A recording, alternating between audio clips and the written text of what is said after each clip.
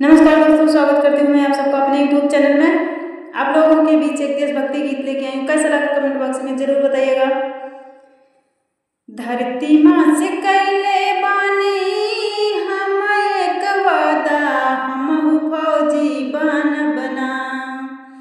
धरती माँ से कैले बानी हम एक वादा, हमहु फौजी बना।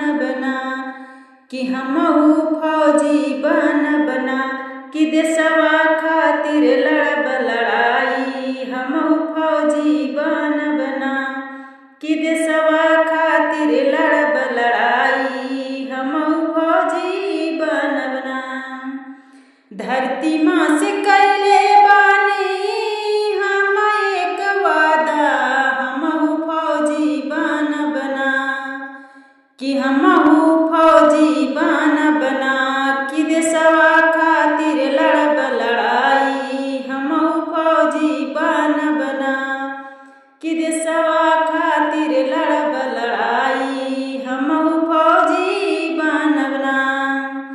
भगत सिंह आजाद रहले देश के जवान हो, देशवा के खातिर अपन दाई दिहले जान हो।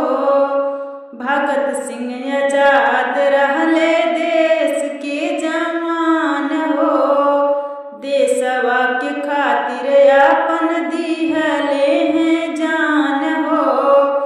हाथ पे लकीर हम खींचतानी माई, हमहु फौजी बना।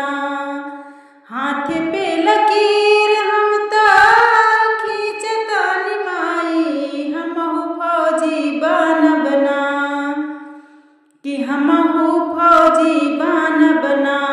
देशवा खातिर लड़ब लड़ाई। हमहु फौजी बना।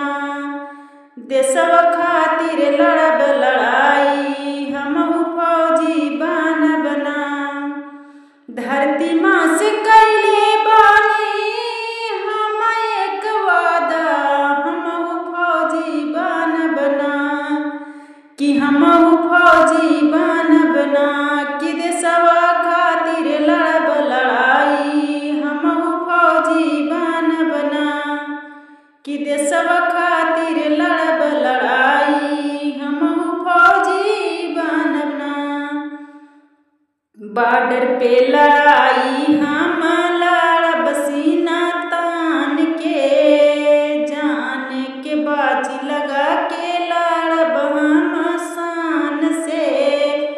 बॉर्डर पे लड़ाई हम लड़ब सीना तान के, जान की बाजी लगा के लड़ब हम शान से।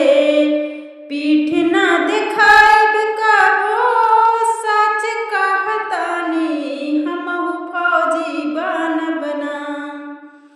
पीठ ना दिखाइब कबो सच कहतानी, हमहु फौजी बना कि देशवा खातिर लड़ब लड़ाई। हमहु फौजी बना कि देशवा खातिर लड़ब लड़ाई। हमहु फौजी बना।